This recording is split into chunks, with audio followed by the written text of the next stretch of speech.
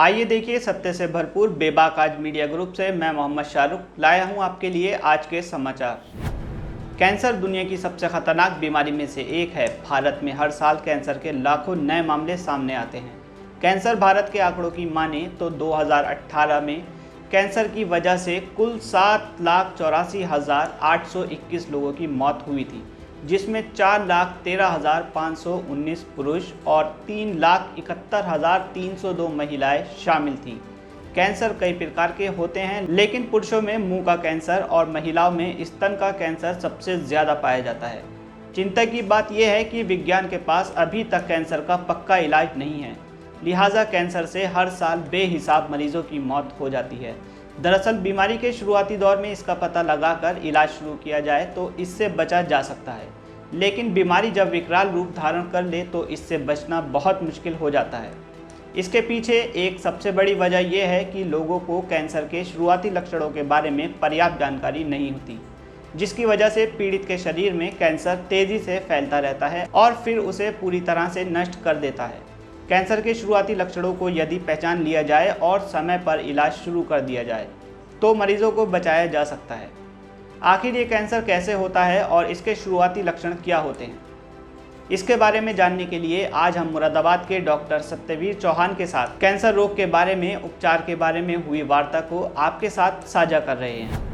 नमस्कार, मैं doctor Satyaveer Chauhan as a clinical oncologist onco care cancer centre Moradabad में अपना कार्य का निर्वाह कर रहा हूँ। बेसिकली आज हम कैंसर के बारे में छोटी छोटी बातों को जानना अति आवश्यक है। जैसे कि अगर हम मुरादाबाद रीजन की बात करें तो यहाँ पर जो है कैंसर, ब्लड कैंसर बहुत ज़्यादा है। आपका जैसे मल्टीपल माइलोमा हुआ, ल्यूकीमिया हुआ और आपका लिम्फोमा, सोलिड ट्यूमर तो नहीं, इसके साथ साथ इन कैंसर की भी अधिकता है। ऐसा इसका रीज़न ये हो सकता है कि जैसे कि पुरानी ब्रास सिटी है तो वो भी एक रीज़न हो सकता है। ब्रास में पॉलिश यूज होता है जिसमें बेंजीन यूज होता है, तो बेंजीन की वजह से भी कैंसर को बढ़ावा देने वाला एक कारक है, तो इस वजह से ये कैंसर हो सकता है। दूसरी चीज़ यहाँ पर अगर हम बात करें तो कैंसर का यहाँ पर अवेयरनेस की बहुत ज़्यादा कमी है। आज हम बेसिकली टॉपिक ही हमारा अवेयरनेस है और अवेयरनेस की बात करना ज़्यादा पसंद करेंगे, क्योंकि अगर पेशेंट डॉक्टर के पास आएगा ही नहीं तो उसका इलाज क्या होगा। यहाँ पर छोटी छोटी गांठों को, छोटे छोटे मस्सों में परिवर्तन को, या जो भी लंबी खांसी को, या कहीं से रक्तस्राव को इग्नोर करा जाता है। अब लोकल के डॉक्टर को दिखाते रहते हैं और एक ऑन्कोलॉजिस्ट के पास मिलते नहीं है। उसका रीज़न ये भी है कि अभी तक ज़्यादा ऑन्कोलॉजिस्ट मुरादाबाद में बैठते नहीं थे, लेकिन अब उसकी भरपूर लोग यहाँ पे आ रहे हैं, बाहर से भी ऑन्कोलॉजिस्ट यहाँ पे आ रहे हैं। हम भी यहाँ पे अपनी सातों दिन 24 घंटे यहाँ पे सर्विसेज दे रहे हैं और भी डॉक्टर यहाँ पे पूरी सर्विसेज दे रहे हैं। तो इसमें क्या है कि अगर डॉक्टर के पास पेशेंट पहुँचेगा ही नहीं, ये पहुँचेगा तो उसको अपने अंदर कुछ गलत फहमियों को लेके पहुँचेगा, तो उसका आप क्या इलाज करेंगे। सबसे पहले आपको देखना ये है कि उसके अंदर जो जितनी भी भ्रांतियां हैं कैंसर को लेके, जितनी भी उसके अंदर गलतफहमी है वो दूर करा जाए। जैसे कि आपके पास पेशेंट आएगा, वो आने के साथ ही आपसे उसकी पेशेंट की स्टेज मालूम करेगा कि जी डॉक्टर साहब ये कौन सी स्टेज का है। उसको ये मालूम होना चाहिए स्टेज का मतलब जो है वो डॉक्टर के लिए है। हर स्टेज का अलग ट्रीटमेंट होता है, अलग डोज होती है, अलग साइकिल होती है। उसको इससे कोई मतलब नहीं होना चाहिए कि इसकी क्या स्टेज है। अब आपने बोल दिया कि स्टेज 4 है तो वो सोचेगा कि आखिरी स्टेज है, अब तो इसका कुछ नहीं हो सकता। अब अगर स्टेज 4, तो कुछ कैंसर ऐसे हैं जिसमें स्टेज 4 होती नहीं है, उसकी स्टेज 3 लास्ट स्टेज होती है। तो दूसरा एक भ्रांति ये है कि लोग जो है बायोप्सी से बहुत ज़्यादा डरते हैं कि जी टुकड़े की जांच है, उससे ये फैल जाएगा, उससे ये अगर सुई की जांच कराएंगे तो उससे, जब तक हम बीमारी को जानेंगे नहीं, उसकी क्या हिस्टोलॉजी है, बेसिकली वो कैंसर कौन से टाइप का है। भाई आपने ये जान लिया कि ये कैंसर है, ऐसे समझो कि एक सब्जी की या फल की टोकरी रखी है, उसके अंदर बहुत सारे फल पड़े हैं, आपको पता है ये फल है, ठीक है। अब उसको जब तक आप ये नहीं जानोगे ये फल कौन सा है, तब तक उसका आप क्या इलाज करेंगे। तो ये बहुत सारी चीज़ें, लेकिन मैं अब अक्सर ये चीज़ महसूस कर रहा हूँ। कुछ समय का मेरा जो 2 साल मुझे यहाँ प्रैक्टिस करते हुए हो गए हैं, उसमें जो मैंने एक्सपीरियंस किया है कि लोग छोटी छोटी गांठों को भी दिखाने आते हैं, फैट की गांठ को भी दिखाने आते हैं, नॉर्मल चीज़ को भी दिखाने आते हैं। इसका मतलब कहीं, और ये देख के बड़ा अच्छा लगता है कि कहीं ना कहीं लोगों में अवेयरनेस है, और ये अवेयरनेस अगर होगी तो फिर ये ट्रीटमेंट भी आसान होगा। क्योंकि सभी लोग जानते हैं कि कैंसर की एक ऐसी बीमारी है, इसको जितनी जल्दी स्टेज पे आप पकड़ लोगे उसका उतना ही इलाज आसान भी रहेगा सस्ता भी रहेगा और सही होने की जो संभावना है उतनी ही ज़्यादा रहेगी। तो कैंसर को हमें बस ये जानना है कि उसको कम से कम स्टेज में कैसे पकड़ा जा सके। अगर आपने उसको अच्छी स्टेज में 1 या 2 में पकड़ लिया तो आपके सर्वाइवल बहुत ज़्यादा बढ़ जाएगा। आपको दोबारा बीमारी आने के चांसेस घट जाएंगे और दोबारा से बीमारी हो सकता है भविष्य में ना भी आए। तो ये एक मेन चीज़ है। दूसरा, ये यहाँ पे जो मेन प्रॉब्लम हम लोग फेस कर रहे हैं आजकल, बहुत सारी चीज़ों की यहाँ पे कमी है। कोई कैंसर हॉस्पिटल नहीं है प्रॉपर यहाँ पे। अब देखिए, हमारा ये आगे प्रयास है कि जल्दी यहाँ पे एक पूरा कैंसर हॉस्पिटल स्थापित किया जाए जहाँ पे एक ही छत के अंदर सभी तरह की सुविधाएं उपलब्ध हों।